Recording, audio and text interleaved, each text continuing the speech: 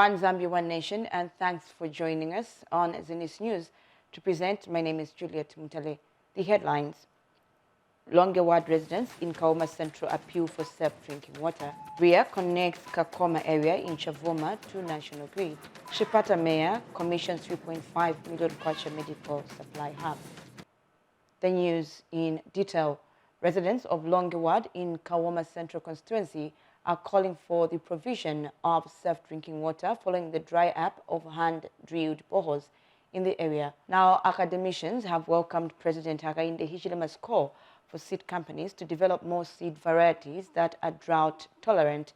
Chalimbana University Dean of School of Technology, Science and Mathematics, Geoffrey Makwelele, says seed companies should endeavor to develop seed varieties with a higher tolerance of 1 month as opposed to 3 weeks.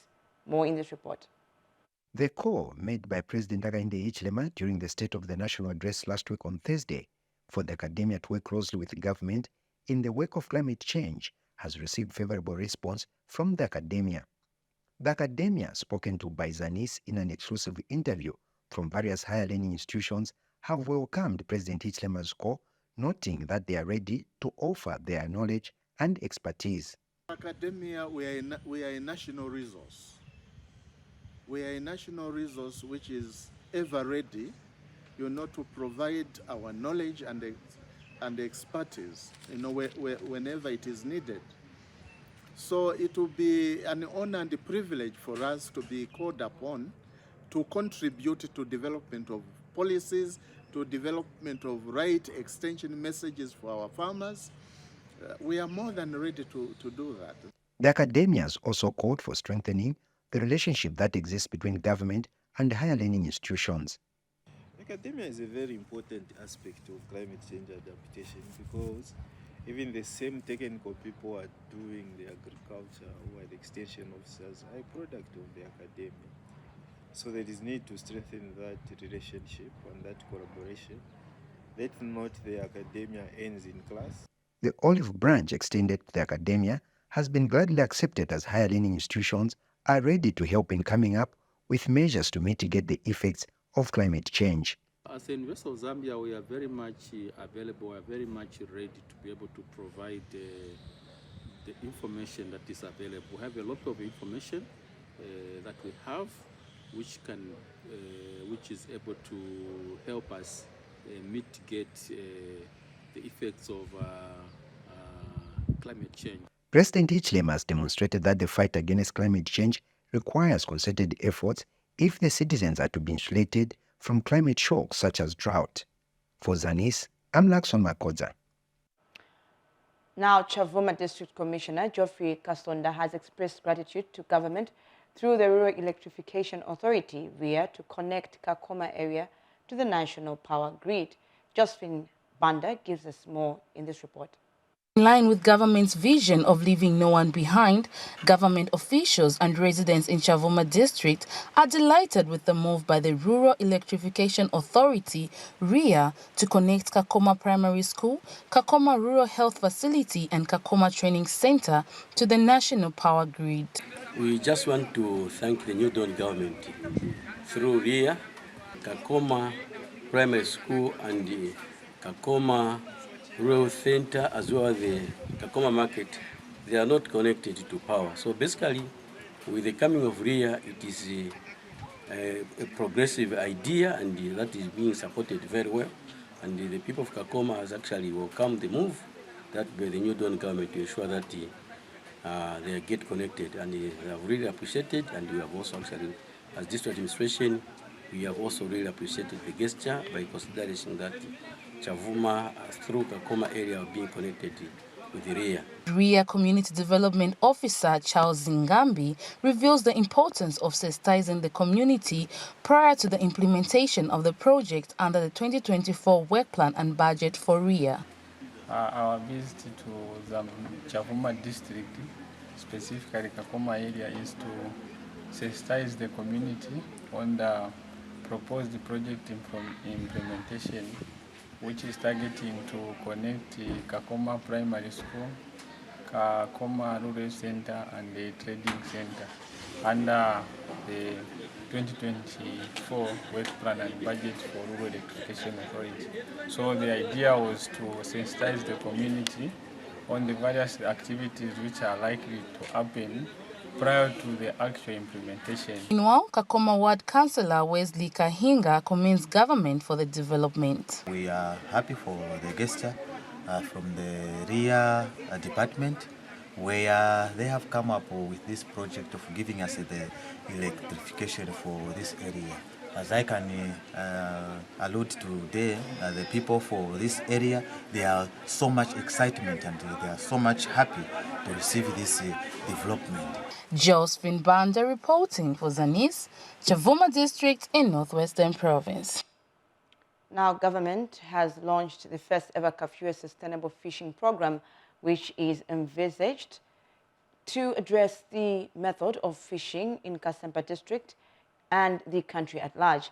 District Commissioner Hayden Songeza says the program is expected to contribute to positioning Kasempa to be a regional aqua hub. This was in a speech read on his behalf by District Administration Officer Francis Makanga during the launch of the Kafue Sustainable Fishing Program.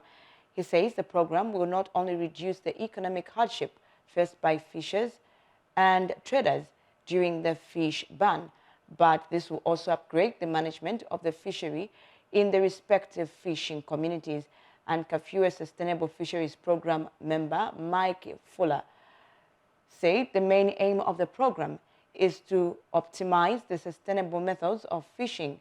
Meanwhile, Kafue Sustainable Fisheries Program Managing Director Speedy Horden noted that the need for sustainable farming has been recognized for many years, and this has been done to show how marginal resources can be better used for greater productivity. And in a related development, a fish farmer in Kasama District who owns 14 fish ponds has asked government to consider funding his project in order to grow the business. Justin Mutale says the fish ponds have potential to feed the districts. More in this report. He owns 14 fish ponds in Libanga village of Kasama District, and of these, 9 have been stocked with fingerlings. Justin Mutale is, however, facing challenges and wants government to empower him with funds to sustain his business. So, muisa binali fulele fa ikoku. Feed na ichepa. So, we follow furisha ninga fa ko fe ko nganga furisha ko. Ni feed. Leo nama kazi wantu mbomba na bena. Bale ndende bala ntaruka pomelo kati. Chikwete fa ko bali prenda la manashi pa ku ukubomba nchito internetampire. So nalikwete bakunga fa ko pokuti na baba nandi kuti bantungirira ko tubomba na bena. Libanga village headwoman Mary Mwamba and other community members want the project to be supported as it has the potential to reduce poverty in the village. Mukaibalile tobuya ntanshubu masano wakuti abantu bandi abekala mushi balasekela mo. Bala bombela kotu apusana ngo twine mumfire balelandila. So tulelo mba kuli mwabuteko kwebati. Ngachali cha kwebati mwali bafuire aba bantu. Nishine fa mwatu wafwa. Panta abantu nga mwabapele fo fintu fya kwafuirisha ngao mufishi bangomu. Nefo baletu wafwako mukwayinishi titu aputotera tunishitulipashi mukwayi. Buli mwesa buli mibumo obusu masano obwengatungulula abantu n'okutirana ko tuberere. Kwambinga ifwe bambi balitako encourage na tukwatako nga ine palwandi ni kwatako tuma fish pond tutatu muri sabi. Abraham Banda, another community member, has encouraged people in Northern Province to take advantage of the numerous water bodies to diversify into fish farming. So this is a huge project, about 14 pools of them, and they are wide and big. So from this, I'm seeing a situation where Kasama can be fed, even the whole of the Northern Province, and if we have got people also diversifying into things like fish farming in this part of the country, I think it's a great initiative. Fish farming has the potential to reduce household poverty, create employment opportunities, and contribute to the country's gross domestic product. Helen Boalia for ZANIS in Kasama, Northern Province. Now, as we prepare for the International Women's Day, Lusaka District Commissioner Rosa Zulu has described this year's International Women's Day celebration as unique because the focus is investing in women and girls and accelerating progress. Ms. Zulu says this day is dedicated to recognize and celebrate the achievements of women across different social, economic, cultural, and political spheres, as well as a reminder of the need to continuously strive for gender equality and promote social change. Mrs. Zulu has further invited the public to join the celebration and rally behind the women and girls by supporting the call to invest in women and girls and accelerating progress. She has also invited women to the first ever International Women's Day Dinner Gala that will take place at Mulungushi International Conference Center after the celebrations at Lusaka Showgrounds on Friday, 8th March 2024. This year's International Women's Day celebration is very unique because the focus is on investing in women and girls. It is for this reason that the government has come up with a theme which says invest in women and girls, accelerate progress. This means that government is making strides in championing the welfare of women and girls in all sectors, including those sectors that were only deemed for men, such as mining and transport.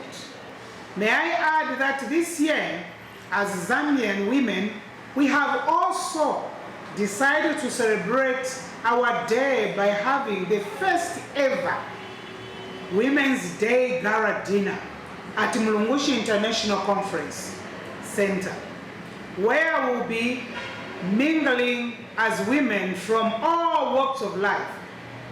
The former First Ladies, the former Vice President's wives, the former Cabinet Ministers, and the other leaders. And from Eastern Province, Chipata City Mayor George Mwanza says government remains resolute in providing an enabling environment for investment to flourish in the city. Mr. Mwanza observed this during the opening ceremony of Baxter Medical Supplies Limited, which has been constructed at a cost of 3.5 million kwacha. More in this report. In the recent past, Chipata City has seen a widespread prevalence of businesses being established. During an opening ceremony of Baxter Medical Supplies Hub Limited in Chipata District, Chipata City Mayor George Mwanza re-echoed the government's commitment to create an enabling business environment in Chipata. I am fully aware that this is an investment of over 3.5 million kwacha. That is not a small investment.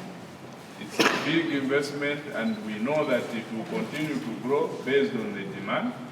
And as government also, we have always wanted to have efficiency in the delivery of health care services. And your establishing of this big hub, medical supply hub here in the city of Chipata, will mean that we will now be able to provide medicines, equipment at a cheaper cost, but also at an appropriate time.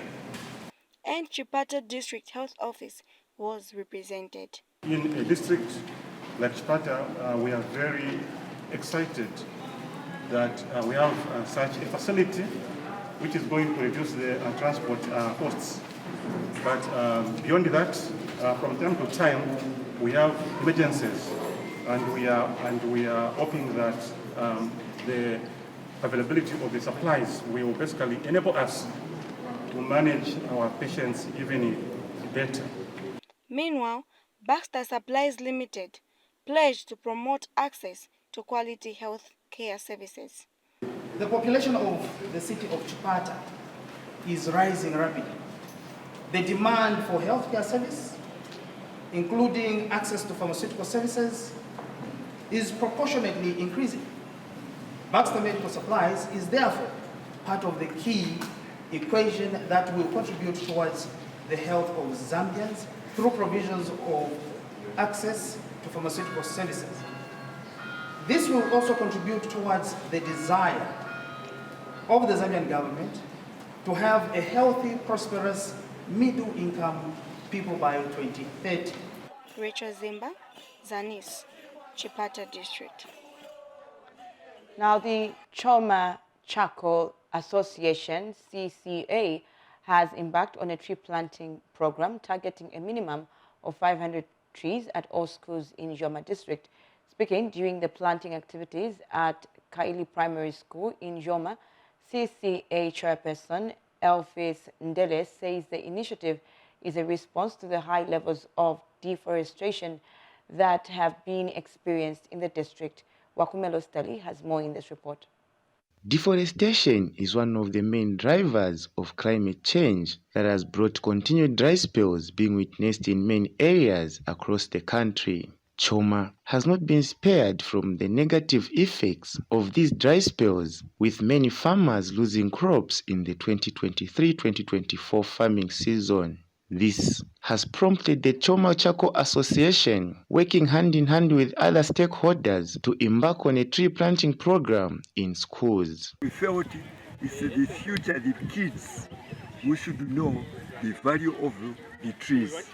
Our target is each school should plant over 500 plants, nurseries of Gracidia and Locana.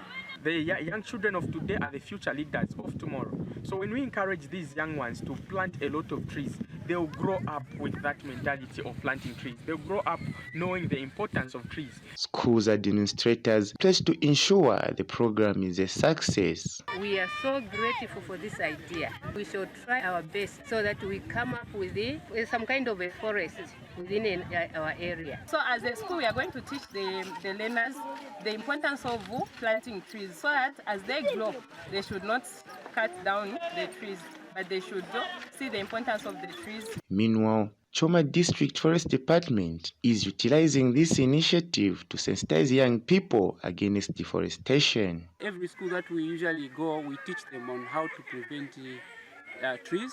We promote planting of trees. So we teach them how to manage their compartments and their areas. Also, we teach them on the usage of the trees. Wakumelo Stali, reporting for ZANIS in Choma District, Southern Province. Now, Ministry of Mines and Mineral Development Director Safety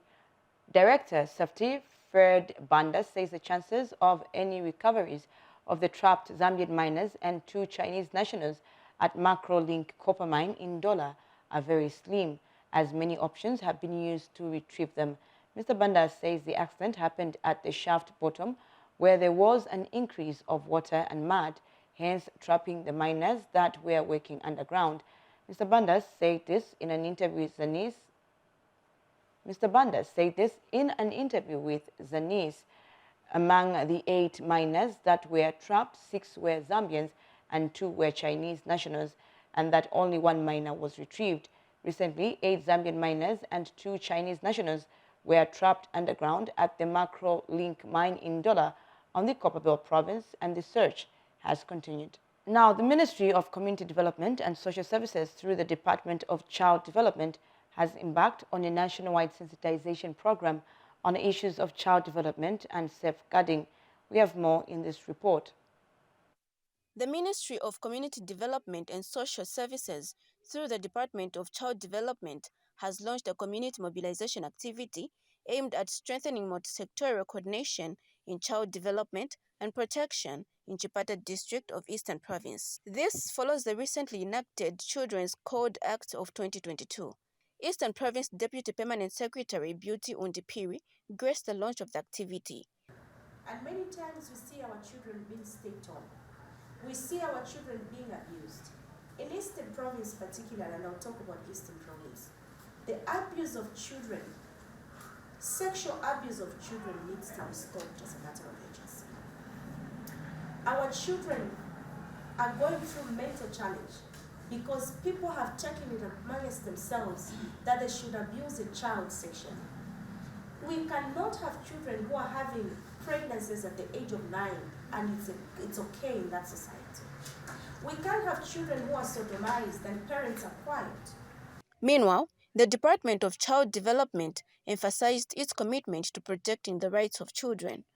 So, we are supposed to quickly do community mobilization and sensitization so that the citizens know about this law. How do we do this? Through a multi-sectoral coordination like this one. This is for the province. We have for the nation, we have for the district, up to community level.